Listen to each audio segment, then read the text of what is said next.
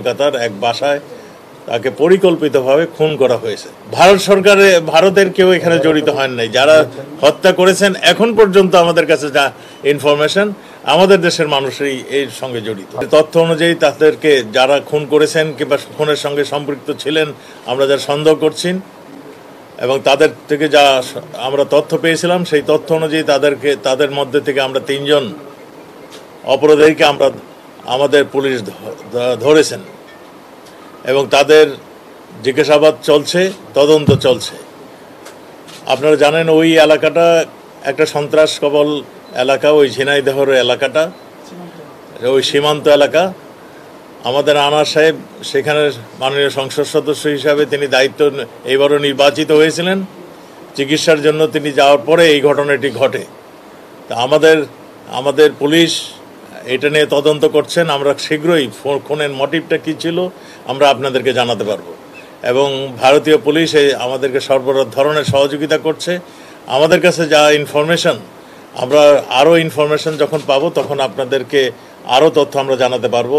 তা আমরা এইটুকু এখন জানাতে পারছি, মানে আপনাকে জানাতে যাচ্ছি, সেটা হলো তিনি খুন হয়েছেন। কলকাতার এক বাসায় তাকে পরিকল্পিতভাবে খুন করা হয়েছে এবং এই খুনের মোটিভ, কারা কারা খুন করেছিলেন, এই সব তথ্যই আমাদের ভারতীয় পুলিশ কাজ করছে, আমাদের পুলিশও কাজ করছে।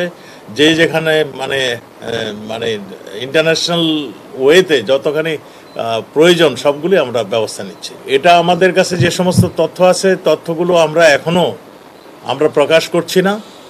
আমরা বলছি তদন্তের স্বার্থে আমরা অনেক কিছুই এখন আমরা বলবো না।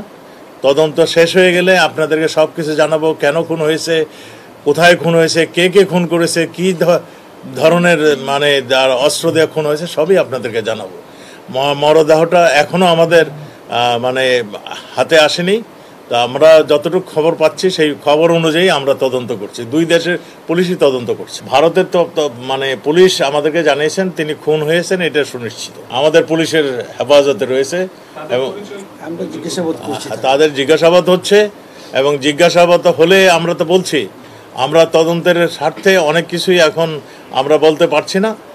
আমরা খুব পজিটিভ ওয়েতে তদন্ত চলছে এবং আমরা সুনিশ্চিত যারা এই খুনের সঙ্গে জড়িত তাদের উদ্দেশ্য কী ছিল আমরা সুনিশ্চিত সেগুলো আপনাদের প্রকাশ করতে পারি। এর মধ্যে অনেক কিছু হয়েছে। এরা অনেকেই ভারতে গিয়েছিলেন বলেই তো আমাদের কাছে ভারতীয় কিছু তথ্য এখানে আসছে।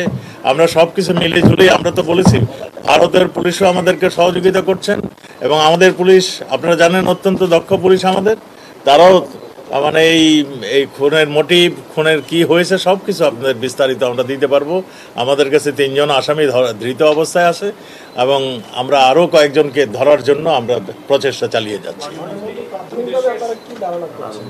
আমরা তো পরিষ্কারই বললাম যে এটা একটা খুন হয়েছে, মার্ডার হয়েছে। মার্ডারের পিছনে নৈপথ্যের যে কারণটি সেগুলো আমরা জানাবো। আমরা এইটা সুনিশ্চিত যে আমরা পজিটিভ ওয়েতে আমরা এগোচ্ছি।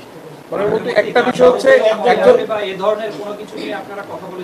কোনটা তার মরদেহ কবে দেশে ফিরবে? আমরা মরদেহটা এখনো কোন জায়গায় আছে এখনো আমরা উদ্ধার করতে পারিনি।